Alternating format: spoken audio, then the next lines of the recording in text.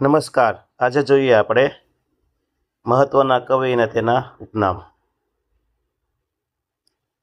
પહેલું છે રમણભાઈ નીલકંઠ, એનું ઉપનામ છે મકરંદ. પછી બીજું નામ ત્રિભુવનદાસ લુહાર,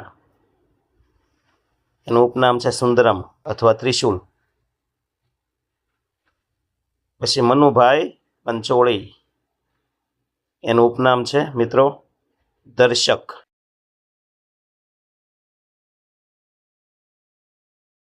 જો મહત્વના છે, એમાં બધા કવિ કે લેખક નામ નથી હો. પછી છે કનૈયાલાલ મુનશી, કમા મુનશી, એનું ઉપનામ છે ઘનશ્યામ. કમા મુનશીનું ઉપનામ ઘનશ્યામ.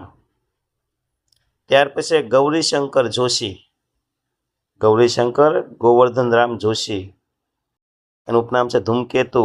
ટૂંકી વાર્તાના કસબી કહેવાય ને એ, ઝુમો ભીસ્તી. ત્યાર પછી છે ભાવનગરના શાયર બરકત અલી વિરાણી, અને એનું ઉપનામ છે બેફામ. બેફામ તો એ કેટલું થાકી જવું પડ્યું, નહીતર ઘરનો માર્ગ છે, જીવનનો માર્ગ છે ઘરથી કબર સુધી. એ બેફામની વાત આવી. ત્યાર પછી છે ઉમાશંકર જોશી, એનું નામ છે વાસુકી. શું નામ છે? વાસુકી. મિત્રો અહીંયા વાસુકી સિવાય જ એક નામ છે, કોમેન્ટ કરજો ખ્યાલ હોય તો.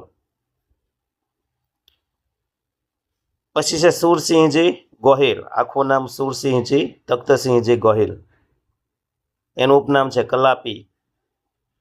સુરતાની વાડીનો મીઠો મોરલો કહેવાય ભાઈ.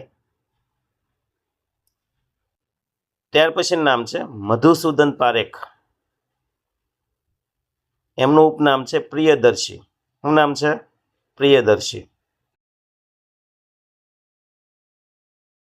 પછી છે અક્ષયદાસ સોની, મિત્રો એનું ઉપનામ છે અખો. શું નામ છે? અખો, જ્ઞાનનો વડલો. ત્યાર પછી મણિશંકર રત્નજી ભટ્ટ, એનું ઉપનામ છે કાંત. મણિશંકર રત્નજી ભટ્ટનું ઉપનામ શું છે? કાંત. પછી બાલારામ દેસાઈ, તો એનું ઉપનામ છે જય ભીખુ.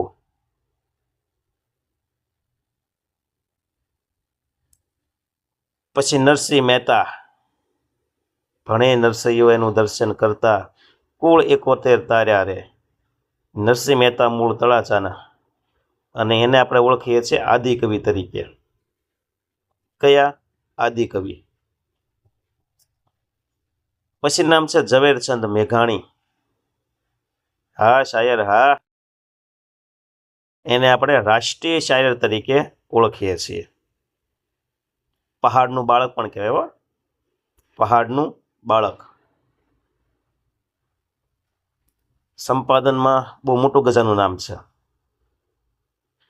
પછી આવશે ઝીણાભાઈ દેસાઈ, તો આવશે સ્નેહ રશ્મિ. ઝીણાભાઈ દેસાઈ, તો ઉપનામ શું આવશે? સ્નેહ રશ્મિ. ત્યાર પછી છે દત્તાત્રેય કાલેલકર, તો એનું ઉપનામ છે કાકા સાહેબ. છે મૂળ મહારાષ્ટ્રના, પણ ગુજરાતીની અંદર ખાસ નિબંધ ક્ષેત્રમાં એનું મોટા ગજનું નામ છે.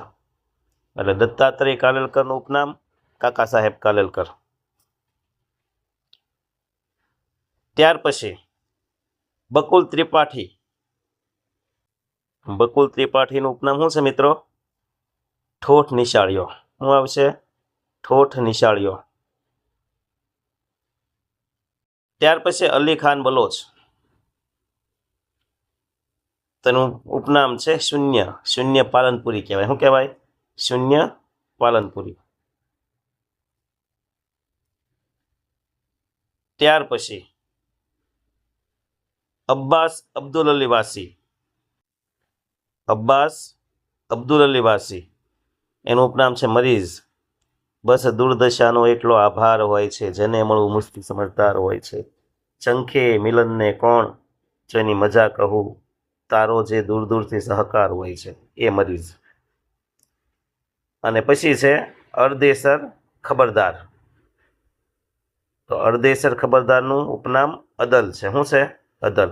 થેન્ક યુ મિત્રો. Like, share, subscribe.